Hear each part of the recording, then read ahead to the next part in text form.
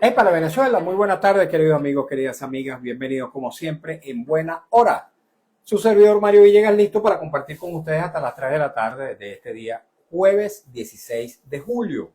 Nuestro programa, una presentación de Agrepa, el mejor asfalto que se produce en Venezuela, Agrepa, gente seria y asfalto de primera, y del servicio geriátrico del doctor Argenis Portillo. Consulta previa cita por el teléfono 0414-309-0806, 0414-309-0806.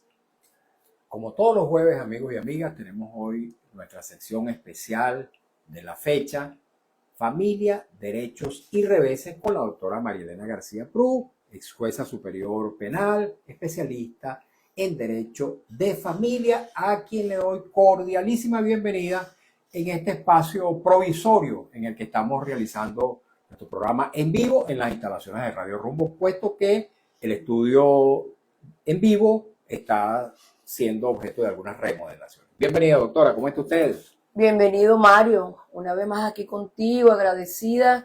Y bueno, y en esta circunstancia que nos ha tocado tocar temas relacionados, la familia y lo que ha sido esta catástrofe, este terremoto, el que, bueno, de una u otra forma nos ha afectado a todos, unos más que menos, pero nos ha afectado, pues. Así es. Desde el punto de vista de la familia, ¿qué cosas esenciales estima usted, doctora, que no han estado en la palestra, que no han estado en el tapete, en la mesa del debate público de la solidaridad humana? Mira, yo puedo decir, es capaz que existan otros grupos, pero yo creo que el grupo de nuestros adolescentes, por una parte, porque vemos en todas las publicaciones, en todas, bueno, la cantidad de fotografías a través de redes sociales y de entrevistas y de reportajes a niños que se le han hecho, pero los adolescentes, ese chamo mayor de 12, menor de 18, han sido un gran ausente en las entrevistas, en las publicaciones, en la solicitar solidaridad. Nada más lo hemos entrevistado, que hemos visto adolescentes, pero se nos olvida que es un adolescente, como rescatistas, los he visto, metiéndose dentro de los escombros, arriesgando su vida, pero nadie ha hecho eso, un adolescente, sino un rescatista más. He visto adolescentes asumiendo responsabilidades de jefe de familia. En estos días uno me llamó muchísimo la atención, tendría a lo sumo 14 años y había muerto toda su familia, ya había quedado con sus hermanos menores, y el discurso, como él se refería a la situación que está viviendo, no era un chamo de 14 años, era un adulto. O sea, a ese chamo le tocó en horas, en días, tener que asumir responsabilidad como si fuese un adulto. Adultez precoz. Una adultez precoz. Y por otra parte, nuestros adultos mayores. ¿Cuántos adultos mayores han sido entrevistados? La famosa señora, la de las uñas, la señora que pidió la Coca-Cola, perdonen la propaganda, pero bueno, salió por las redes.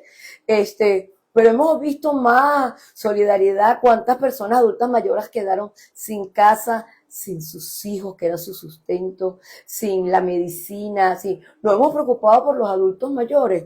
Yo cuando estuve en el Parque del Oeste, vi tanto adulto mayor solo, porque la gente se preocupó por los niños solos, obvio, por supuesto, pero nuestros adultos mayores solos, que dependían de ese hijo o de ese familiar que era el que los acompañaba, o que estaban absolutamente solos, como muchos adultos mayores han quedado solos porque sus hijos se fueron al exterior. ¿Y qué vamos a hacer con ellos?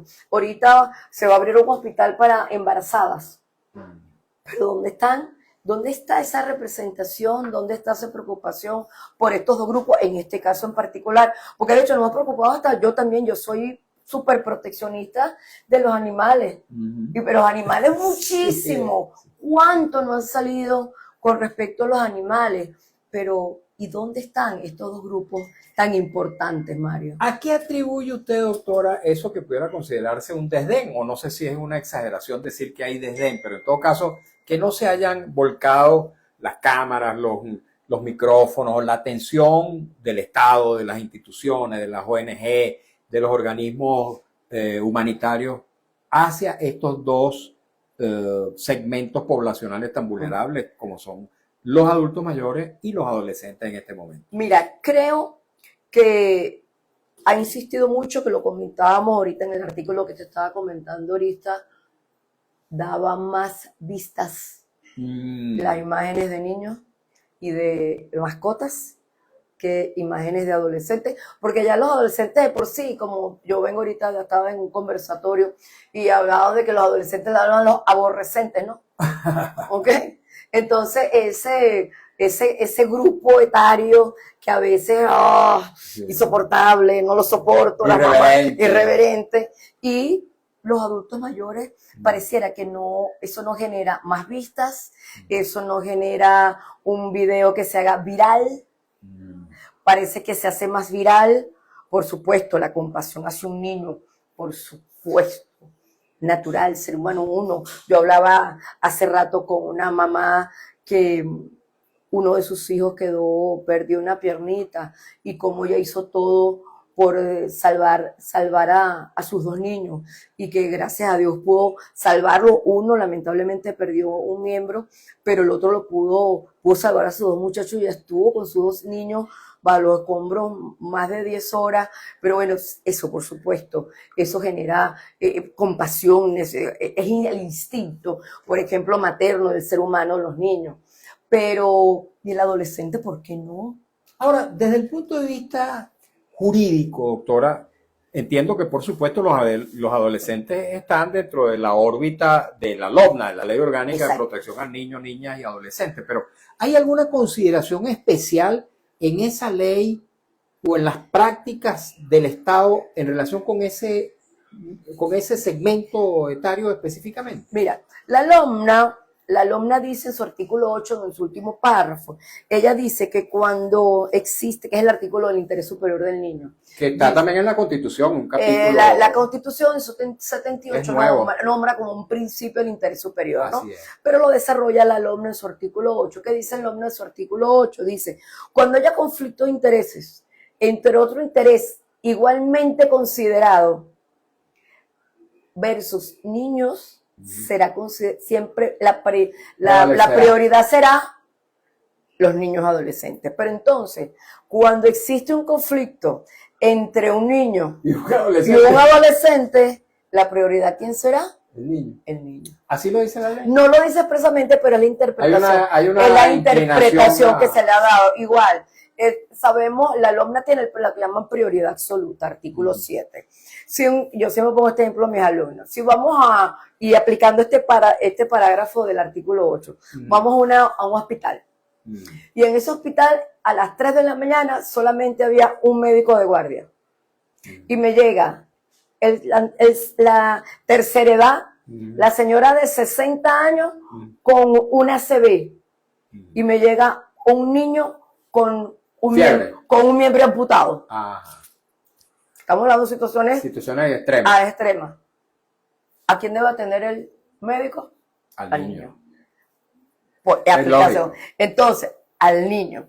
Entonces, quedamos porque sabemos que nos consideramos adultos mayores, según lo que dice la ley.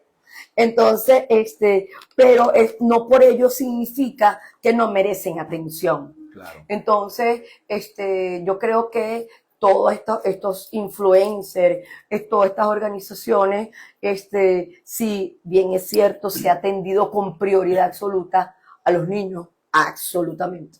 Ahora, una pregunta, doctora, porque me vino a la mente la imagen de niños en el momento en que son rescatados, por ejemplo, ¿no? Entonces me estoy recordando, no sé si esa norma todavía existe, que hay una protección legal a la imagen de niños, niñas y adolescentes. Claro. ¿Cómo opera en estas situaciones Mario, de crisis? Qué importante, porque yo también te iba a comentar y quería abordar ese tema. En los últimos días, hace días había comentado que se estaba utilizando indiscriminadamente la imagen de los niños. Y la identidad. Porque una cosa es que lo que se llama la discriminación positiva. Me explico. Así es. Yo publico fotos de niños, se busca, no se encuentra. Si alguien lo ve, por favor informe los números tales. Correcto. Claro, Claro, tiene que mostrar la cara, Porque el entonces, rostro. si a mí ese niño me llega al hospital, este es el niño Claro. que tanto salió publicado en la red. Claro. Otra cosa es que yo, mi amor, y cuéntame, ¿qué fue lo que tú viviste? ¿Qué fue lo que pasó ese día? Ajá, y empieza esa parte morbosa y que por supuesto somos morbosos. Porque tú das una publicación, ves el se busca, pero ves al lado y sigue la publicación del niño contando su La versión tragedia. de cómo fue que lo rescataron. ¿Cuál vas a ver? La historia. Entonces, por supuesto, es lo que comentábamos, ese periodismo o porque los influencers no necesariamente son periodistas, de querer buscar esa noticia que me va a traer más seguidores, que me va a traer más likes, que va a dar la vuelta al mundo. Como sabemos, la foto de la niña detrás de la escombro, Sí. que estaba siendo rescatada y la niña se sonríe. Entonces, esa imagen dio la vuelta al mundo, Sí. ¿no? Claro, muchas personas la han utilizado como la resiliencia. O sea, esa niña en una situación tan extrema y todavía podía sonreír, ¿no?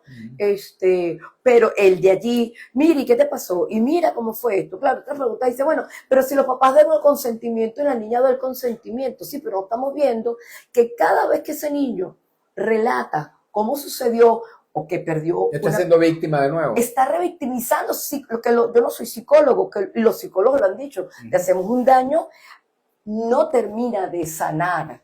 Porque Sí. no es que mientras más hable se sana, no señor. Y así lo han dicho los psicólogos, no soy psicólogo, pero yo repito lo que los psicólogos han dicho, no podemos seguir revictimizando. De hecho, en materia, apartándonos un tema del terremoto, el hecho que en los procesos penales, cuando un niño es víctima de abuso sexual, ¿okay? Los delitos más terribles de lo que puede ser un niño víctima, trato cruel, abuso sexual.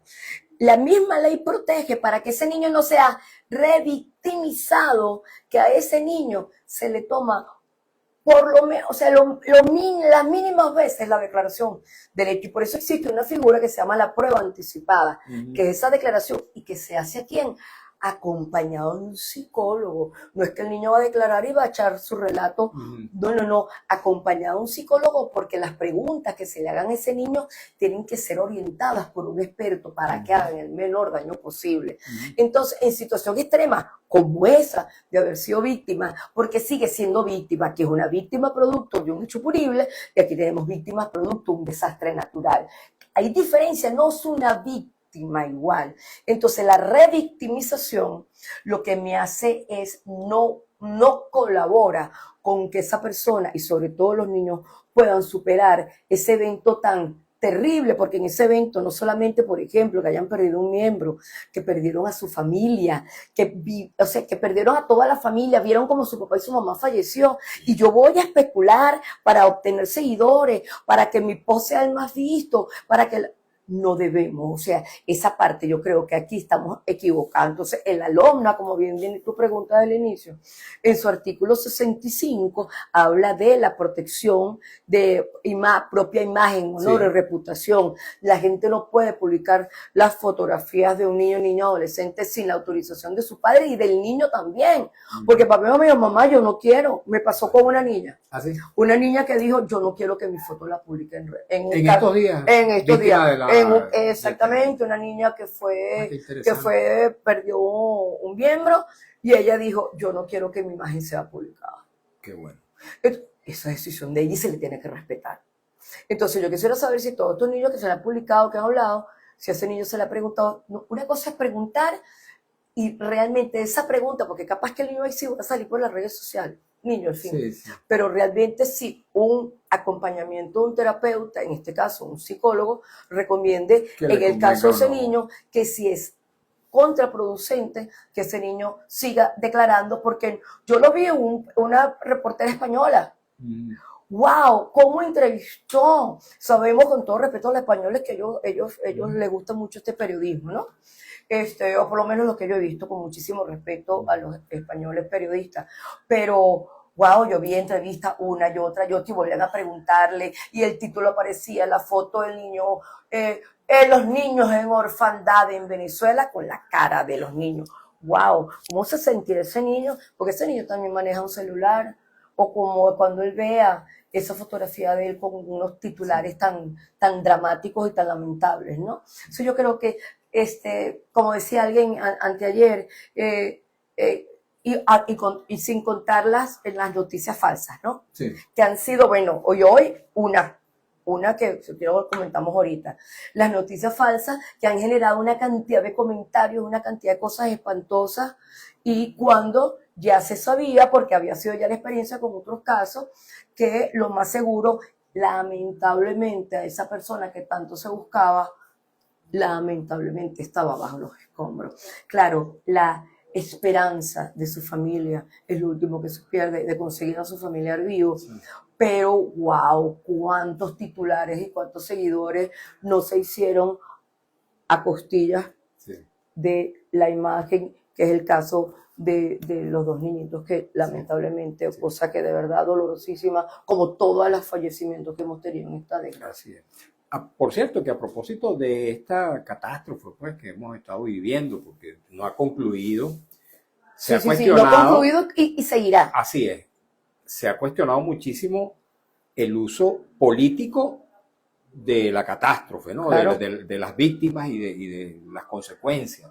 Pero también este aspecto que comenta la doctora es verdaderamente repugnante también. Quienes, bueno, algunos que, por ejemplo, que bajan a hacer turismo del desastre. Así turismo del desastre. Hacerse fotografías al lado de los escombros para mostrar una, entre comillas, solidaridad, en algunos casos hasta ficticia. Y este hecho, pues, de algunos comunicadores, algunos serán periodistas, otros no, que se manejan, a mi juicio, con alguna irresponsabilidad en el tratamiento de temas que son verdaderamente delicados. Doctora, una pregunta. En los refugios, ¿deben establecerse mecanismos de separación de los adultos, de los niños y de los adolescentes? En esos refugios donde se congregan, bueno, cientos de personas. Sí. Cientos de Mira, la recomendación, los protocolos que existen antes, que ya existían antes, cuál debe ser el manejo. Hay protocolos para cómo debe actuarse a todo nivel. Existen esos protocolos internacionales en refugios, porque el refugio no es invento venezolano, eso ha existido en el mundo, ¿no? Aquí se les cambió el nombre, ya no se llaman refugios, se les llaman campamentos temporales. Pero es un espacio físico donde tengo un poco de personas viviendo de manera temporal en unas condiciones que no son las mejores, pero es mejor que estar en la calle. ¿Ok? Entonces, en estos casos, ¿qué dicen estos protocolos? Que mujeres y niños deben estar separados de hombres. Y en este caso, hombres adolescentes, ¿no? Entonces, ¿para qué? Para evitar, por supuesto, hechos que atenten con la libertad sexual, que atenten contra, que lo vemos. La intimidad. La intimidad. Entonces, en los cuartos, porque estos son espacios que son escuelas, los campamentos, la gran mayoría han sido escuelas que se están utilizando para estos campamentos, que yo creo que vaya más de 100 y tantos campamentos habilitados. Entonces, son espacios donde son muchas literas, muy acomodadas, literas nuevas, con colchonetas nuevas, con sábanas, todo muy nuevo y muy limpio, eso es verdad. Pero yo no puedo tener, porque sabemos que el ciclo de la vida sigue funcionando idénticamente igual, ¿ok? Las necesidades del ser humano siguen funcionando idénticas, pero en estos espacios las personas tienen que limitarse a ciertas prácticas que serían normales en su hogar. Yo creo que se entiende lo que estoy diciendo, ¿ok?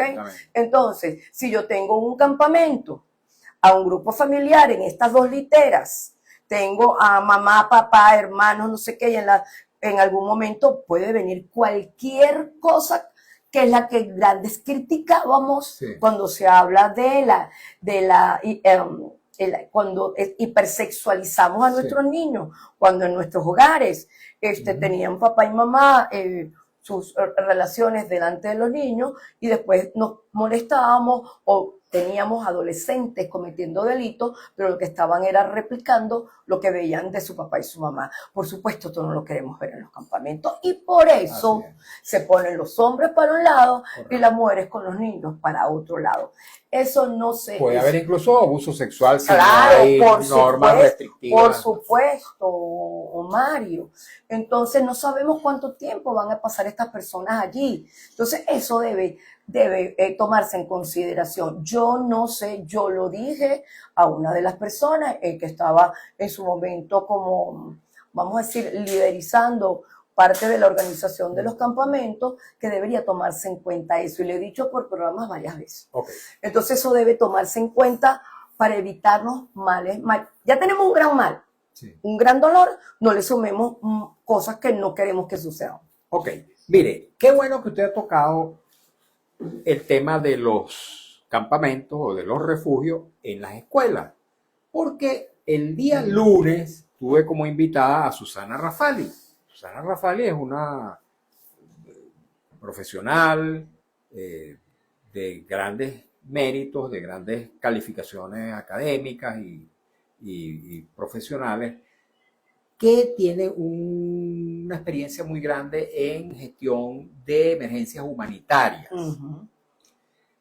seguridad alimentaria, etc. Bueno, Susana Rafali dijo en nuestro programa que es absolutamente inconveniente que las escuelas sean usadas como refugio, entre otras cosas porque primero está casi que a la vuelta de la esquina el reinicio del año escolar, estamos hablando de 2 meses, ¿verdad? Segundo, que hay deterioro de los recintos escolares, y esto ha significado que en el pasado, cuando las escuelas se han utilizado como refugio, bueno, entonces se entorpece el reinicio del año escolar o las condiciones adecuadas para que el año escolar se realice con normalidad. ¿Qué opina usted como experta en derecho de familia? Eso es absolutamente cierto. Yo puedo entender por una parte, había que atender la emergencia y se nos olvidó, como dice, atiendo lo urgente y dejo por detrás lo importante, cosa que es muy común para nosotros, ¿no? Entonces, ¿qué pasa? Sí, es verdad. Son espacios que, bueno, lo sé, muchas escuelas, algunas que vi, eran escuelas que no estaban funcionando a plenitud y las recuperaron, pero en ocasión a la emergencia, que era pues sacar a las familias de las calles, muchísimas, sacar al número gigantesco de familias que había en el Parque del Oeste y en el Parque del Este y regados por Caracas en espacios públicos, ya sean plazas, parques, calles, avenidas, en cualquier lado había gente al descampado. Y entonces, claro, antes de estar en un espacio y comenzaron las lluvias, de que estuvieran padeciendo, sobre todo por los niños, vamos a llevarlos, bueno, ¿qué es lo primero que teníamos a mano? Escuelas, pero eso debe ser algo temporal. Pero ¿qué es lo que pasa? Que a veces me preocupa en Venezuela. Nosotros tenemos una muy mala práctica, que lo temporal se convierte en permanente. Y eso nos ha pasado hasta en eliminar institutos. Sí. Yo me recuerdo, junta liquidadora del hipódromo. Del Banco Tal. Y esa junta liquidadora permaneció 10 años, ¿no? Sí. Y eso ha sido una costumbre muy nuestra, ¿no? Sí. Pero bueno, creo que también ahí viene la premura, que es lo que he oído de las autoridades del Estado, en la construcción o dotación, o no sé, de casas para ir ubicando. Ya me había enterado antes que lo publicaran, que habían desalojado a los diputados. Sí. Efectivamente, me consta, en Fuerte Tiuna había una buena zona, grande.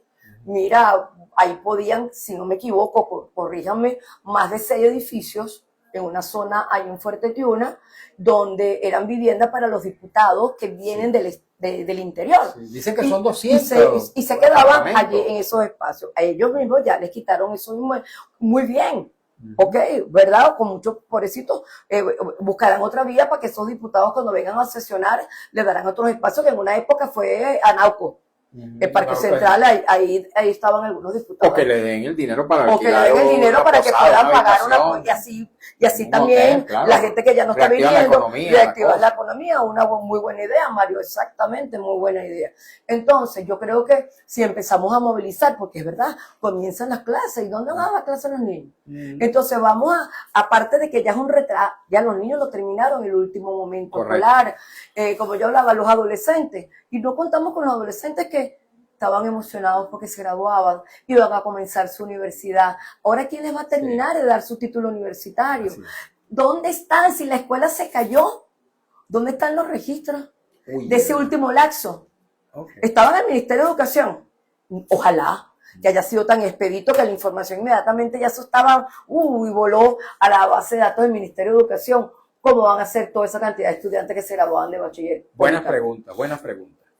Tenemos que hacer una pausa, doctora. Claro. Queridos amigos, queridas amigas, para escuchar un avance del noticiero, cumplir compromisos publicitarios de la estación. Y al regreso continuamos conversando con la doctora María Elena García Prú, ex jueza superior penal, especialista en Derecho de Familia, en el marco de nuestra sección especial de los jueves, Familia, Derechos y Reveses. Y vamos a leer, por supuesto, preguntas, comentarios, inquietudes que nos llegan a través del Instagram, @MarioVillegas. No se vayan, sigan aquí con nosotros. Ok, acá seguimos un rato más en las redes, ¿Cómo no? doctora. ¿Cómo no? Esas preguntas que usted hacía, ¿cómo las respondemos? Mira, Mario, no sé, de verdad que yo asumo y quiero tener esa expectativa, pues, positiva, de que, De que es una provisionalidad muy que el breve. gobierno sabe, porque si lo sabe, o sea, si lo sabe uno que está afuera, ellos aún más Claro. tienen que saberlo, y más que quien está coordinando parte de los refugios o de los campamentos temporales es Héctor Rodríguez. Que fue Héctor, ministro, que es fue el ministro, el ministro de Educación, entonces él sabe también la Ha sido premura. ministro 2 veces. Sí, él sabe la premura que tiene en cuanto a la habilitación de las escuelas, Sí. porque si es algo, si estamos hablando de terapia de psicólogo, no hay mejor terapia para nuestros niños Que está en la escuela. que vayan para clase, Claro. porque eso es una forma de empezar a darle la normalidad Sí. que sabemos que no la tenemos. Sí. El reencuentro con sus compañeros. Pero entonces sus compañeros, las escuelas que queden Claro, sí. habilitadas Correcto. en La Guaira. Correcto. Cuántas hay habilitadas, puedan ir para su clase. El gran duelo, que lo comentaba ayer con una amiga, que la hija, todos sus compañeritos murieron. Sí. Entonces, el duelo, esa ausencia en el aula de clase, Sí. eso va a ser también duro para muchos chamos, ¿no? Así es. Conozco casos ¿Cómo muy manejar cercanos. ese duelo en las aulas de clase de los compañeritos que ya no van a estar? Pero bueno, la escuela siempre va a ser un factor de protección importantísimo para nuestros niños. Entonces, recuperar la escuela y que los niños puedan ir a clase efectivamente cuando corresponde. O sea, que ya en septiembre, octubre, pues, que en octubre realmente todos nuestros niños puedan iniciar clase, que sean casos muy, muy excepcionales los que puedan estar online. Las clases online, los productos de la pandemia, las clases online no es una forma de continuar con la educación, pero no es la mejor. Las clases online nos generaron mucha ansiedad en nuestros estudiantes, nos generaron muchas fallas a nivel académico de nuestros estudiantes. Entonces, sí, es una alternativa para darle continuidad. Para la crisis. Pero yo creo que debe ser la última. O sea, vamos a tratar de que nuestras escuelas se habiliten, que los muchachos puedan ir a clases, que tengamos hoy día más que nunca. Si siempre ha hecho falta psicólogos en nuestras escuelas, ahora aún más. Así que esas escuelas, porque yo con muchas escuelas, cuando me he preguntado, ¿hay equipo multidisciplinario? Decían, no, yo creo que ahorita no puede haber una sola escuela que no tenga un equipo de apoyo terapéutico, ya sea esta público o privada. Las privadas sí solventan ese apoyo psicológico, pero las públicas necesitamos, y son más los niños que puedan estar en escuelas públicas víctimas o que vivieron esta hecatombe que fue este terremoto. ¿Ha escuchado usted, doctora, en esos espacios en los que usted se mantiene con relaciones importantes en el manejo de la crisis, de esta crisis? ¿Ha escuchado qué soluciones se están previendo para aquellos muchachos, tanto niños como adolescentes, que no concluyeron su año escolar y que, bueno, difícilmente podrían iniciar un nuevo periodo escolar si no se ha completado el anterior? ¿Cómo se va a resolver eso? Mira, ¿Tiene Mario, idea? que haya oído alguna propuesta, no, que te digo lo que he oído de los colegios que tengo más cerca. Ujú. Se han reunido los docentes, se han reunido y a tomar decisiones. ¿Por qué? Localmente, en cada escuela. Localmente. De hecho, ahorita la muchacha que trabaja conmigo, hoy estaban en una reunión en la escuela donde ella tiene su niña y ya dieron por visto, claro, ya ellos habían, lo que quedaban, Mario, Sí, eran poco. 2 semanas, a lo sumo 3 semanas. Sí. Y ya van a ir para, de hecho, niños que estaban en sexto, tú sabes que ahora, eso no lo vimos nosotros, ahora a los niños se les celebra la graduación de sexto grado. Hasta de kinder. Hasta de kinder, bueno, ok. Pero bueno, los niños los emociona el tema del pase, el cambio de franela y ese tipo de cosas, ¿no? Entonces yo creo que también es interesante que los niños también dentro de este dolor tan grande vivan su momento del cambio de franela y pase de grado, ¿no? Sí. Entonces bueno, ya estaban organizándose, que ya van a hacer ya el colegio le dieron el visto bueno, no van para clase, lo que van es para el acto de grado. Ajá. Okay. O sea, dieron ya por vista la materia. Por vista la materia, ya la tenían ya por vista porque lo que llaman ellos los proyectos. Correcto. Que son las actividades que... El nietico mío hizo su proyecto. Eso, entonces ya terminaron sus proyectos y bueno, por supuesto, si ya venían muchachos, como casos excepcionales, mira, que venía ya mal desde el primer laxo. Sí. Bueno, vamos a ver esos casos, los tomaremos en consideración, pero si tenemos un buen estudiante que venía buenas notas, a mí me lo hicieron, yo a los 15 años, a los 16 años yo tuve un problema, me tuvieron que operar, un problema de tubo cerebral. Y yo recuerdo que... ¿Tuvo que reparar? No, yo fui tan buena alumna, Mario. ¿Nunca fue para reparaciones? Fui tan buena alumna en mi colegio teresiano de la Castellana que las hermanitas, las monjitas, yo nada más vi primer laxo. Y fui tan buena, yo estuve segundo y tercer lacto en recuperación. Las monjas me repitieron mi nota por buena alumna, ¿no? Por buena alumna, ¿ok? Estamos hablando de quinto año. Y bueno, puede ser que pase igual. Venían bien, claro, bueno. Hacer un promedio, seguramente. Hacer un promedio y solventar para que los niños se gradúen y darles como dentro de este dolor, darles ese estímulo a los chamos. Pero que haya oído decisiones por parte del Estado, en este caso, el órgano rector, que es el Ministerio de Educación, no ha oído nada. Hasta ahora no. Ok. Vamos a retomar la señal de Radio Rumbo 670 AM.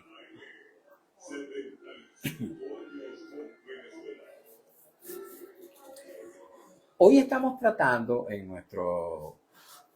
nuestra sección especial de los jueves, Familia, Derechos y Reveses, el tema de los de los adolescentes y de los adultos mayores que de alguna manera han venido siendo, si no excluidos, por lo menos tomados en cuenta que los niños como víctimas de esta tragedia gigante que hemos estado viviendo los venezolanos a partir del doble terremoto del 24 de junio. Vamos a tocar en unos instantes el tema específico de los adultos mayores. Pero antes de eso, porque hemos estado hablando de los niños y de los adolescentes, pero antes de eso tengo que hacer, y esto es publicidad, amigos y amigas, el comentario que siempre hago, que hago todos los días recomendando los servicios del doctor Argenis Portillo, geriatra de larga trayectoria, que tiene un compromiso existencial con la salud de los adultos mayores. Él es también médico intensivista, profesional de la medicina crítica y profesor de las escuelas de medicina Vargas de la UCB y de la Academia Militar. Tiene consulta en la esquina de las Cibarras, Avenida Urdaneta, también en el anexo del Hospital de Clínicas Caracas, en San Bernardino, y ofrece servicio domiciliario para aquellos casos en que el paciente así lo requiera. Tome nota de su número telefónico, puede serle de suma utilidad. 0414-309-0806, 0414-309-0806. Tenemos muchos mensajes. No sé si los leemos ahora, doctor, o hablamos un poquito de los adultos mayores. Vamos a hablar de los adultos mayores. Sí. ¿Qué recomendaría usted en el caso de los adultos mayores? Mira, si igual se está censando a los niños y adolescentes que están en los campamentos y los que no están en los campamentos, a la información que tengo, se está haciendo lo que se llama que es un censo con una caracterización a través de una aplicación. Bueno, igualito tenemos que hacerlo con los adultos mayores, porque ahorita comienza un censo para las viviendas. ¿Ok? Pero ¿y los adultos mayores? ¿Cuántos quedaron también sin vivienda?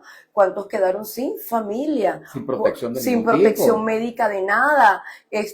Adultos mayores que también estuviesen con alguna discapacidad física, que lo que es la movilidad, que estaban en silla de ruedas, que estaban los adultos mayores que estaban con alguna condición como por ejemplo Alzheimer ¿Qué va a y pasar? tenía un familiar que los cuidaba y ese familiar falleció.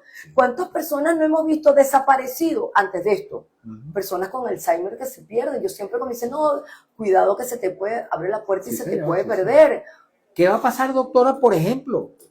Adultos mayores, me consta, que son empleados, que son trabajadores y que van a estar ausentes del trabajo y que seguramente se pueden exponer a que los despidan por ausencia Claro. en virtud de la crisis, de la catástrofe. Claro, entonces, por supuesto, los trabajadores, eso Debería también haber medidas. a eso es importante. Mira, Mario, hoy me preguntaba una señora, esto mira con el tema del trabajo. Y aquí en el caso que se une lo que tú me estás comentando con lo que me comentaron, ¿no? Es una funcionaria policial que es mamá de un niño que quedó en una condición limitada. Entonces ella me dice, mi doctora, y en la policía hasta cuando me va a dar a mi reposo, porque yo tengo que cuidar a mi hijo que quedó con una discapacidad. Así es. Ok, ¿me pueden negar el reposo? No te lo pueden negar.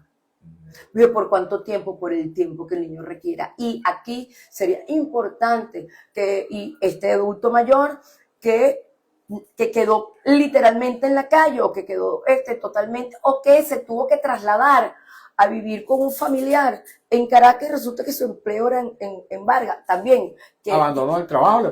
Pero también en cuál empleo en Vargas. Subsiste la oficina donde trabajaba. Eso es otra cosa. Claro. Esas oficinas que desaparecieron, por ejemplo, ¿cuántas navieras? Pero no solamente en Vargas, por ejemplo, aquí en Caracas. En Caracas, que hayan quedado sin. Entonces, ¿cómo esos patronos tienen que considerar esa condición tan especial como eso y como muchas más? Ahí tenemos que, por supuesto, que ahora el Ministerio del Trabajo abocarse a dictar los lineamientos, resoluciones, orientaciones, lo que tenga a bien el Ministerio. O el Parlamento, una ley provisional. No, más rápido, una directriz, un ordenamiento, una resolución.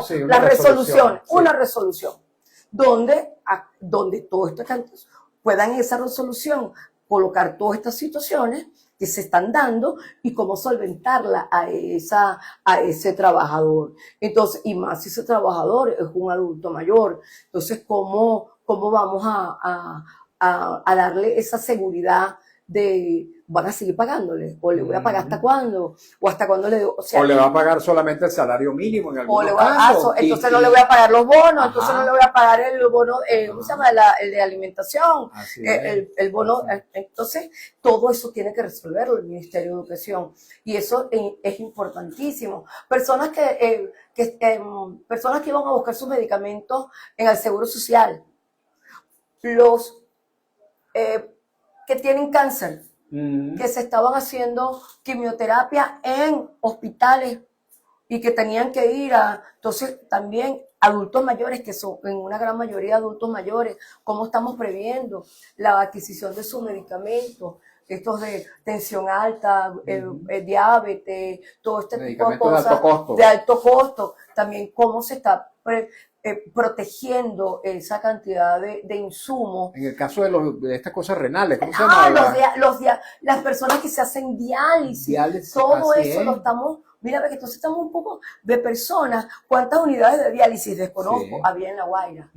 Entonces las unidades de diálisis que hay en Caracas tienen la capacidad, porque la persona que se hace diálisis, porque yo llegué a acompañar junto con una fundación a una que queda en la Rómulo Gallego, no sabía que el mundo de una persona que se hace diálisis es tan duro.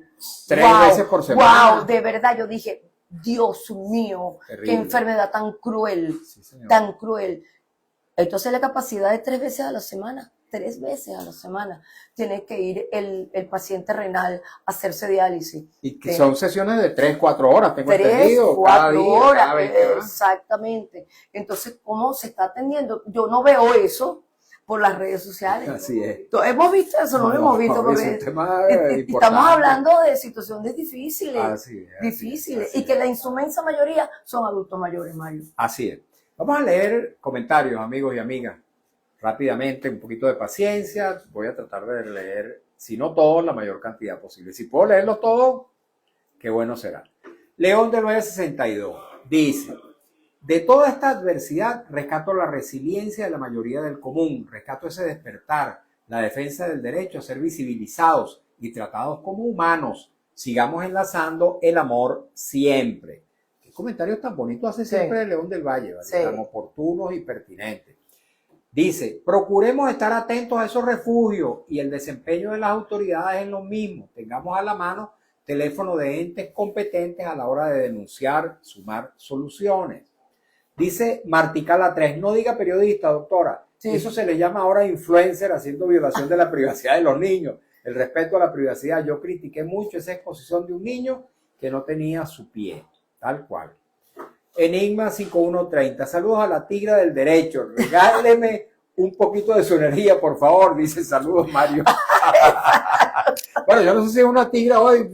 ¿Cómo se llama ese animal? Mario me preguntó que no sé cuál es. Asumo que desconozco, una raza nueva. Una raza nueva. O será más bien un... No sé. ¿Cómo se llaman esos perritos dálmata? Más bien. No, un dálmata rosado, no, Mario, no sé qué. No sé qué. Ok. Vamos a seguir. Pero fíjense, le pide que le regale un poquito de esa energía a Enigma 5130. Dice la misma persona: entrando en materia de responsabilidades, no crea la doctora García Prú que se está dejando a un lado la investigación en contra de la ingeniería municipal de La Guaira, incluso a su alcalde. A ver, lo hace a título de pregunta. Vamos a releerla porque no entendí. Okay. Entrando en materia de responsabilidades, ¿no cree la doctora García Prú que se está dejando a un lado la investigación en contra de la ingeniería municipal de La Guaira, incluso a su alcalde? Mira, desconozco, yo no sé si la pregunta, no sé por qué creo que la pregunta va, porque lo he visto por algunos chats, las responsabilidades en cuanto a los edificios que se construyeron y que se cayeron. No sé si por ahí viene la pregunta, ¿ok?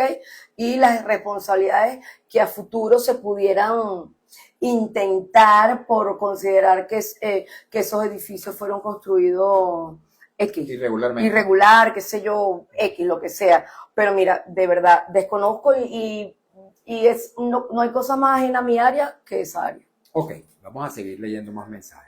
Por cierto, también nos están llegando mensajes a través de la red de Radio Rumbo. Dice, por ejemplo, Darwin Mendoza: Delcy Rodríguez no quiere ayudar a nadie. Enigma 5130, ¿por qué tanto apuro del oficialismo para recolectar los escombros? León del 62, nuestros muchachos nos necesitan responsables, conscientes, enlazando voces para que sean evaluados con seguimiento de manera responsable. Ojos, oídos y voz por ellos y por todos. Más mensajes a través de las señales de Radio Rumbo, perdón, de la red de Radio Rumbo. Dice, @Elia, dice: doctora, en Baruta tengo un preescolar encima de mi platabanda y el ingeniero inspeccionó y dijeron que no se podía habitar y ahí están dando clases. ¿Qué le parece? Wow, debe denunciar que usted es corresponsable, porque si usted permite sin hacer una denuncia que no ha sido habilitado por ingeniería municipal esos espacios, todos esos niños que están allí, y usted está tan culpable, con todo respeto, tan culpable como los que están dando clases.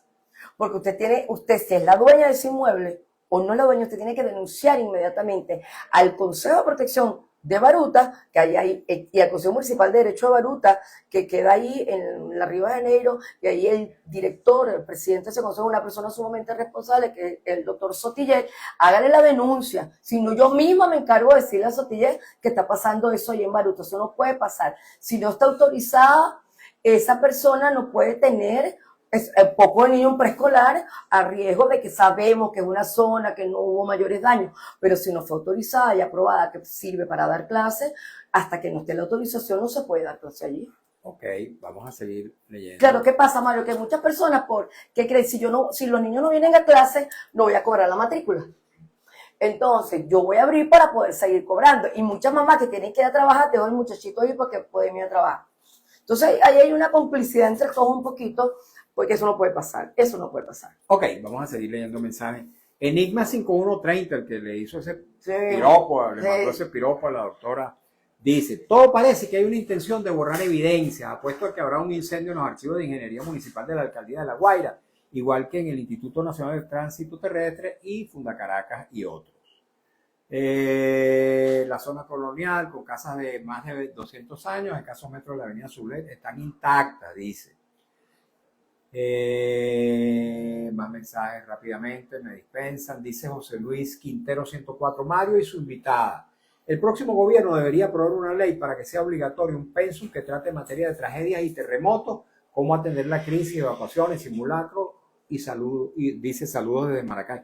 Yo he comentado, doctora, que cuando yo estaba niño, en la escuela Ramón Pompilio Oropesa, detrás de la iglesia de San Pedro, donde yo estudié parte de mi primaria, iban los bomberos y nos hacían simulacros de evacuación en aquellos tiempos. ¿Eso por qué se ha abandonado? Mario, eso se estaba haciendo. De hecho, en algunos colegios de los que yo visito, había el simulacro, que creo que eso hace trimestralmente.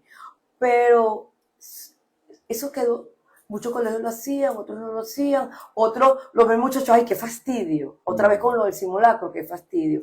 De hecho, yo oí una niña diciendo que gracias al simulacro que habían hecho reciente en su colegio, ella se acordó lo del triángulo de la vida y ella dice, yo me salvé por lo que yo aprendí en la escuela.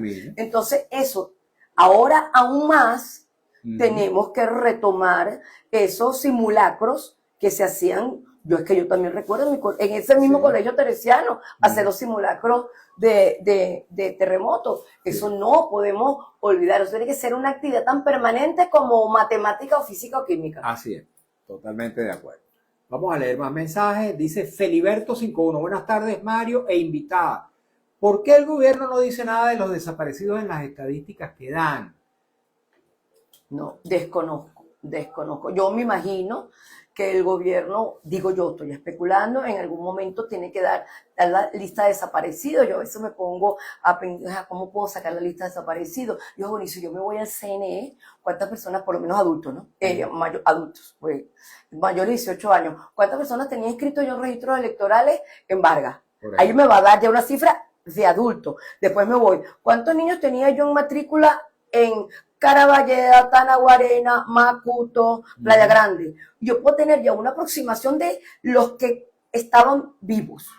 Puedo tener una cifra, ¿verdad? Sí. Yo así, mi ignorancia. Sí. Yo puedo sacar esta cifra por aquí, puedo sacar esta cifra por aquí. Entonces tengo, ¿cuántas personas rescatamos? ¿Cuántas personas están vivas? ¿Cuántas personas tengo muertas? Y yo digo, bueno, empíricamente, yo me imagino que hay procedimientos, pero sumamente, profesionales preparados para hacer esa discriminación. Yo vi una aproximación que supuestamente UNICEF tenía una cifra, no sé si es verdad, lo vi buscando en las redes, que decían que eran más de 3 millones de personas, pero para mí es un número gigantesco. Pero, 3 millones de desaparecidos. A mí me parece una barbaridad. Yo había oído 100.000, sí, pero yo vi esa cifra 50, y me pareció, sí, esto me pareció un grandísimo error, porque hablamos de casi 5.000 personas fallecidas, 16.000 heridos. Entonces estamos hablando de personas vivas, sumo esto y esto, vamos hablando de personas vivas que rescatamos. ¿Cuántos teníamos viviendo? O sea, ¿cuántas personas teníamos viviendo en La Guaira? En La Guaira y su municipio Vargas. Entonces, bueno, vamos a ir restando los que fueron de Caracas, que en Caracas fueron muy pocos los fallecidos y heridos, no sé tanto, pero por ahí uno pudiera, pero sería importante y yo creo que es necesario. Yo me imagino que el gobierno estará estudiando cómo dan esas cifras, porque por supuesto van a ser cifras dolorosas, ¿no? Debajo de los escombros hay muchas personas que no se van a poder rescatar. Pues. Así es. Vamos a seguir leyendo mensajes. Dice Gregoria Romero Emma. Saludos Mario y a la invitada de los jueves. No es invitada, ella es coprotagonista de todos los jueves. Qué bueno que la tenemos todos los jueves. Gracias. Dice, y la responsabilidad del gobernador del ahora estado de La Guaira, nadie lo conoce, dice ella. Es el señor Terán, no Terán, recuerdo el nombre de Terán, pero es el gobernador. Jaorta 357 dice, veo con muchísima preocupación que en las redes sociales se están haciendo muchas denuncias con respecto a una presunta venta de niños. Por favor, un programa para eso. ¿Ha escuchado usted algo de eso, doctora? Eso es, en mi experiencia y lo que pude evidenciar, fueron muy pocos los niños sin familia que han sido rescatados de los hechos del terremoto. Y que tengamos niños, yo no puedo decir porque yo no soy dueña de la verdad, pero de que se tenga ciencia cierta a un niño o a una niña que haya sido víctima o haya sido captada por estas redes o estas mafias, pues, de trata de niños, mira, yo creo, y ojalá no esté equivocada, que ninguno. Mira qué ha pasado con los casos que se ha dicho, se ha especulado, si eso se los llevaron, secuestraron y no sé qué, y dónde han terminado apareciendo los niños, bajo los escombros. Entonces hemos generado unas matrices de opinión, niños secuestrados, niños, bueno, unos números espeluznantes. Yo decía, ¿dónde sale tanto muchachito? Era cosa falsa, niños que estaban lamentablemente fallecidos estaban bajo escombros, y que mayor evidencia, el caso de los morochitos, que lamentablemente hoy, que eso tuvo mucha cobertura mediática, y hoy fueron encontrados juntos con una tía, que se había una persona que decía, es que la última vez que yo los vi con la tía, y efectivamente estaban con la tía y otros familiares más. Caramba. Pero la gente ha inventado mucho en la misma desesperación, es que yo los vi, es que estaban caminando, es que estaban en la calle, es que... Y no, es capaz, ¿cómo? Es que primero era tanto el humo de polvo que había, ¿cómo podías tú saber que era A, B o C? Si tuviste una persona con dos niños en la mano y viste que eran los morochitos. O tuviste que era tal, y resulta que no, y eso se dejó como el típico cuento del rumor. A le dijo a B, B le dijo a C, y al final comenzamos, hola mi amor, y terminó, te odio. Exactamente, o sea, comenzó con una cosa y terminó con otra cosa, ¿no? Y así yo creo que ha pasado la ola de rumores, y mira en lo que hemos terminado. ¿Okay? Así es, nos quedan 2 minuticos y muchos mensajes, voy a leer unos 2 o 3 y luego nos despedimos. Dice León del 962. Comencemos a exigir un censo, es justo y necesario, totalmente de acuerdo. Absolutamente de acuerdo. Un saludo a Narciso Blanco, que nos está sintonizando desde Boston, Estados Unidos. Dice @Elia, doctora, usted puede comunicarse con el señor Sotille, se lo agradezco, no sé. Sotille, por favor, Sotille. Que escriba, me diga un número de teléfono, por favor, colóqueme su número de teléfono para yo llamarle, comunicarme con usted, para yo hacerle la conexión porque es preocupante lo de ese preescolar. Claro que sí, y se verifica porque ellos son muy responden inmediatamente ante cualquier situación, claro que sí. Okay, pero escríbame y dé su número de teléfono para yo comunicarme con usted y hacerle la conexión. Ok, rápidamente. Dice Gladys 0414, dígame de las personas, incluyendo niños, que fueron rescatados y luego desaparecieron, como la señora de las manos bonitas, sus hijos no la encuentran, tenemos que encontrar a dónde la trasladaron. Dice Darwin Mendoza, esta gente demostró que no quiere La Guaira. Reinaldo Campos dice, ¿será cierto que las ayudas económicas no la van a recibir el gobierno? Bueno, mira, de verdad que esos temas se escapan de mi conocimiento y no son mi tema, pues no son mi tema, pero yo sí creo que como corolario de todo lo que hemos comentado el día de hoy, importante hacer visible a los invisibles, no hacernos eco de falsedades, verifiquen, aprendamos a verificar las informaciones. Ya uno se ha vuelto con el tiempo un lince, una información y yo, eso es falso. Claro. Ya uno la ve, ya tú sabes que es falso, por dácticos o básicos, ¿no? Pero hay gente que cae. Pero hay gente que cae y lo peor es que cae y lo envía. Entonces, reenviado 1000 veces, que te llega esos mensajes, reenviado 1000 veces, muchas veces. Y cuando ves, es una absoluta falsedad. Entonces, aprendamos a verificar que eso que están diciendo es mentira. Y si no sabemos si es verdad o mentira, no lo reenvíes. Así es. No lo reenvíes hasta que estés seguro de la información que te están dando. Y por supuesto, mucha solidaridad. Yo creo que una de las cosas que nos ha caracterizado toda la vida a los venezolanos es ser muy solidarios. Hemos visto la cantidad de mensajes con unas cosas hermosas del venezolano, que hasta en los peores momentos hemos podido hacer chistes, ¿no? Sí. Y ha habido los chistes que de verdad que, pero bueno, nada, y que seguimos aquí, estamos para ayudar. Este espacio, sabemos, Mario, comprometido en que este espacio es para ayudar a todo aquel que lo necesite en esta área de niños, adolescentes, nuestros adultos mayores, nuestra familia. Así es. Muchas gracias, doctora. De verdad A que la sí. orden, Muy Mario. amable. Gracias. Muchas Gracias a ti. A la doctora María Elena García Prue, ex jueza superior penal, especialista en derecho de familia. Ya te atiendo. Los invitamos a que aquellos que nos sintonizan por primera vez, Ya va. que nos sintonicen todos los jueves, porque ella nos acompaña en esta sección cada jueves de cada semana. Trabajamos para ustedes con mucho cariño, como siempre, en la dirección de Radio Rumbos, Elsa Siciliano, en la jefatura de prensa Luis Alberto Albornoz, en los controles Tony Barreto, en las redes sociales de Radio Rumbo Marco Rivera, frente a los micrófonos su servidor Mario Villegas con B de Venezuela. Nuestro programa, una presentación de Agrepa, el mejor asfalto que se produce en Venezuela, Agrepa, gente seria, asfalto de primera, y del servicio geriátrico del doctor Argenis Portillo. Consulta previa cita por el teléfono 0414-309-0806, 0414-309-0806. Tengan todas y todos muy buenas tardes.